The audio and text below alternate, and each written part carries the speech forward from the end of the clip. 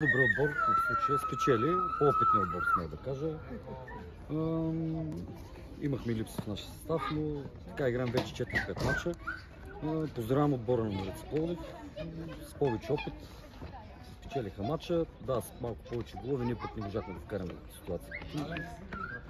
Това е като цялото. Не допуснахте ли грешка, тръгнахте да се надигравате с Спартак, не се затворихте, както го правят обикновено отборите, които са на по-ниско ниво?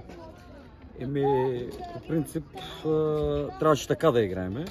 Такива бяха и указанията да играем малко по-прибрано, защото наистина имахме проблеми в това защита.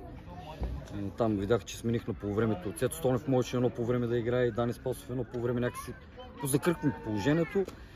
И след като ни поведаха 2 гола, мисля, до 10-та минута, инстинктивно сами излязаха напред футболистите, за което не ги вина. В крайна сметка от такива мачове само може да трупаме опит и да растем нагоре.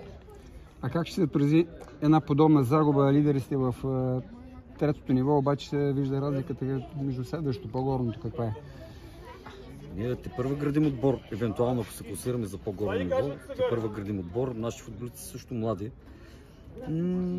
Ще се запазим лидерското място, това няма да ни повлияе, защото сме, мисля, че сме най-добре. Психология пита как може да се отрази? Това е вече моята работа, треньорската. Не прегоряха ли вашите футболисти? Може и това нещо да го има, защото доколкото знам има 3-4 бивши играчи на Марица. Може би така, може да прегоряха, не съм сигурен, не съм в главите им.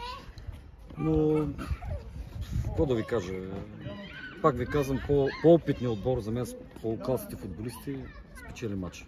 Можем да кажем, че се превърна все пак в празник на футбола. В Пловдив работен ден имаше доста хора. Това беше целта, по принцип.